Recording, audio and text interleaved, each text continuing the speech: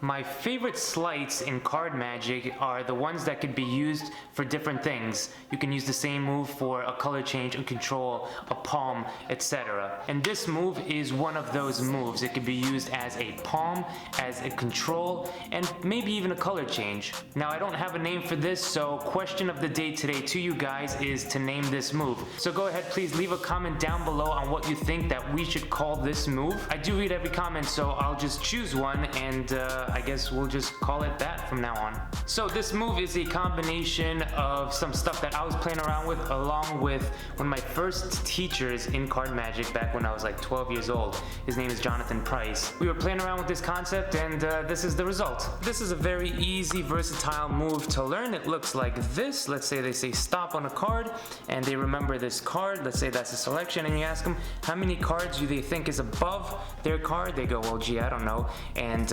unbeknownst to them, you have palmed out the card.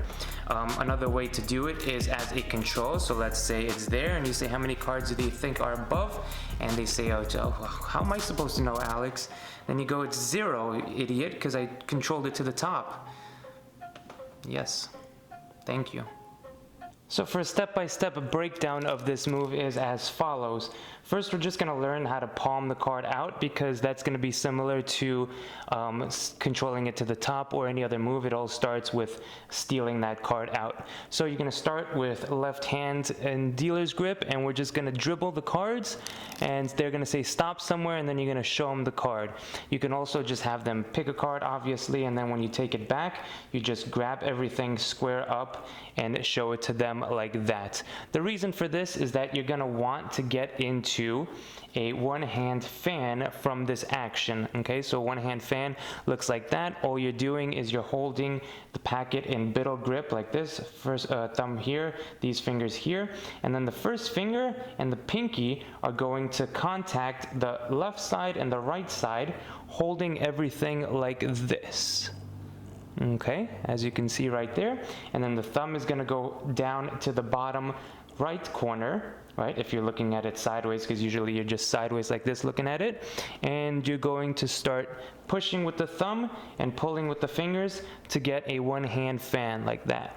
All right, so here, dribble, show the card, say remember the card, and then in pattern you ask them how many cards do you think are above your card, and you're going to do this action. Now this action right here is going to put you in position for the next move. So as you show the cards here, and from the front it just looks like you're taking your middle finger, and I just go along the cards here, and they see this card over here, so it looks like boom.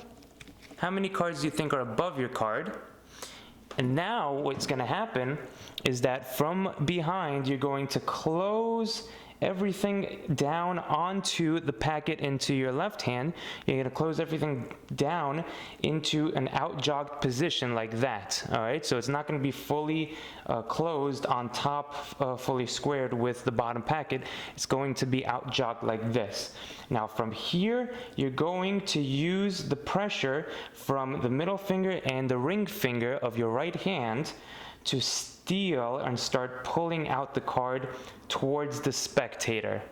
All right, so dribble, show, one-hand fan, one-hand fan. How many cards do you think are above your card? Come back as they answer, and this is good for the misdirection, because as they answer you could even look at them, and they usually look at you. If you look at them, they look at you, you look at them. It gets a little awkward, but nonetheless you don't want to do it too long. And you close it here, pull out with these two fingers like that, and now you're going to use your thumb to get it into a Tenkai palm, just like that. Tenkai palm, which is holding the card with the thumb, and these fingers are spread. So from the face, it looks like that. Your finger is missing, but that's okay, because it's only going to be missing for literally half a second until you either take your hand away or you place the card back on top. Okay, so as you pull, all right, you could do a combination of pulling of this card and then moving your hand back.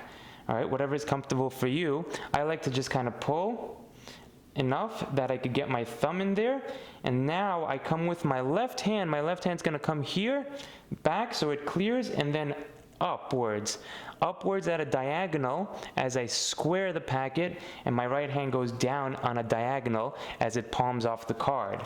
So show, one hand fan, square, kick out, grab, diagonal, diagonal, one comes down, one comes up as the attention is on here. They don't know that you palmed off the card and you are way ahead of them. You could give it the deck out to shuffle and then laugh at them secretly as they think that they're shuffling their card deeper inside the pack when you literally take this and you know, do whatever you want with it, whatever turns you on. So with the control aspect of it, you're gonna do the exact same thing, but we're going to control it to the top using that same action. So from here, you're dribbling, show, ask them how many cards you think are above your card, gonna come back, grab the card, pinch it for the Tenkai palm, and you don't really have to put your fingers out like this, okay, because that sort of gives away you're doing a move.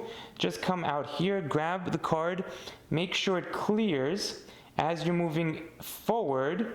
Now you're going to move back with everything, square up everything as your hand turns counterclockwise to grab the deck, and then do that. So it's very simple. So at this point you could actually even use your finger as added misdirection by pointing to the spectator. Just a little gesture up and down will get the hand naturally going towards them and back, because this can be weird. Okay, but if you add a little point to it, say how many cards do you think are above, tell me, and you do the move, tell me how many cards, point, and then come right back and do the riffle. All right, so boom, boom, boom, show how many cards, and then riffle. All right, boom, like that. Good? Now, one thing that I always like to play around with is the amount of space needed for the card to actually come out. And I noticed that there is a window of opportunity here to actually side steal the card out, basically, at this point, instead of coming out all the way. Okay, so that could be used for both the control and the palm out. So you're here, you show. As you come here, you only have to get it around this position, and then you can go to the side automatically as this comes up. Or you can come here, show, have this being messy, and then square up from there. I don't like it so much for the control, because I think the control is good just off of this. All right, but I think for the steal, it could be nice if you're worried about coming too far forward and then moving away with the deck. Okay, so that's just another tip that you can play with.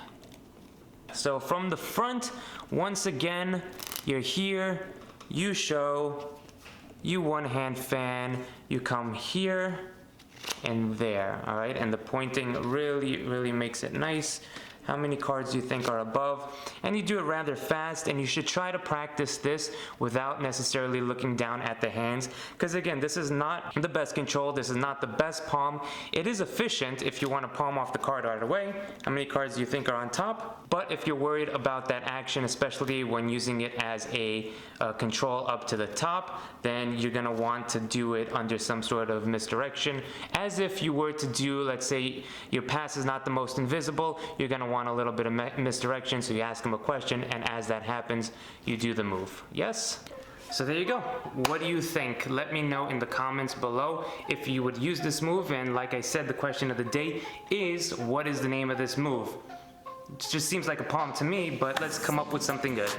Thank you so much, guys, for watching. Please hit the like button. It does help this channel a lot. It helps me a lot, and it encourages me to do more of these videos. Subscribe if you haven't already. Do all that good stuff, and we will see you very shortly on the next video. Peace.